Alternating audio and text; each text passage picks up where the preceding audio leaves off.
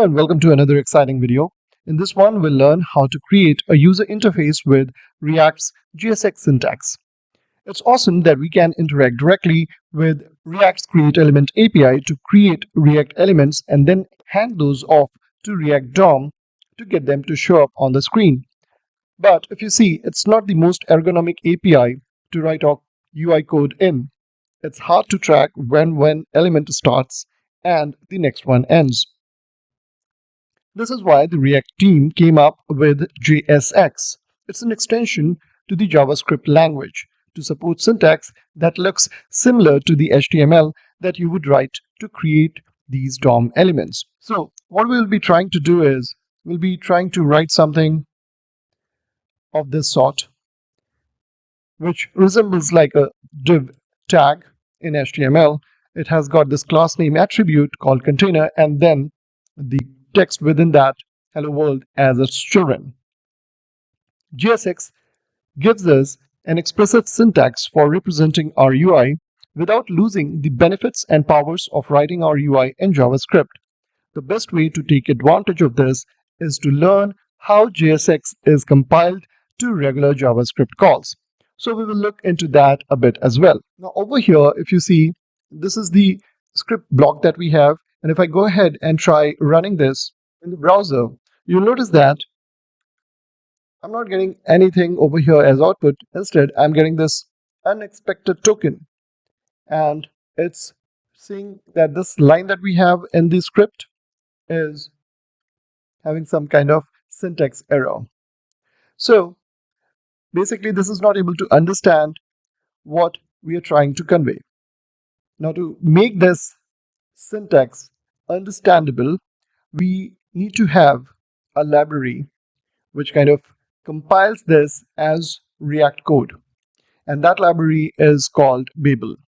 So we will be making use of Babel in browser, but whenever we'll be creating our React applications, there will be some built-in tools which will be converting this JSX syntax to React component behind the scenes. So you don't have to manually do that, but having an understanding of this is required.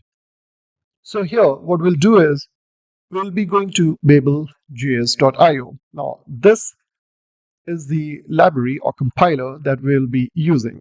Now if you go and say try it out over here, you'll get this page where you have a code, write code here. What I'll do now is I'll copy this particular line from our code and I'll paste it over here. The moment you paste this code, it kind of generates the React component. So you see it says that it is going to generate a div with a class name container and children hello world. And if you remember over here in our example, that is what we were doing. We were making use of React.createElement to create a div with children and class name attributes, and that's what it is also generating. So you can see that Babel is doing exactly what React needs, but it's also giving us the advantage where we can just go in and write plain HTML-like elements without complicating things and making it more manageable and readable enough. Now that's done, what we'll do is we'll make use of the in-browser version of this. So here in our code, we'll be making use of this library and package Babel standalone. And then here you'll notice that I have changed the type to text/Babel. Once we do that and run the same piece of code, you'll see the output coming up over here as hello world.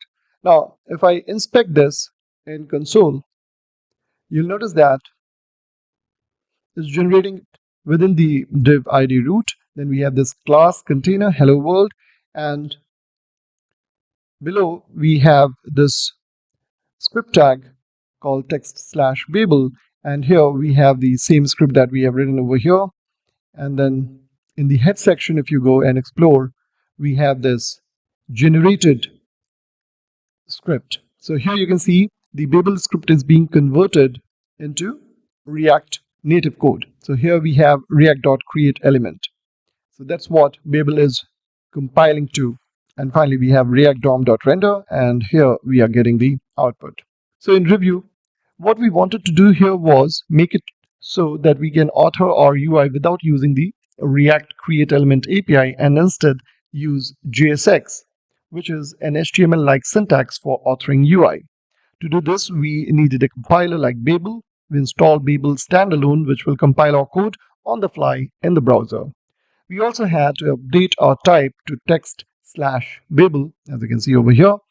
And after that, Babel will look after all the scripts that have that type, compile the code that's inside them, and insert a new script that has the compiled code so the browser can evaluate it.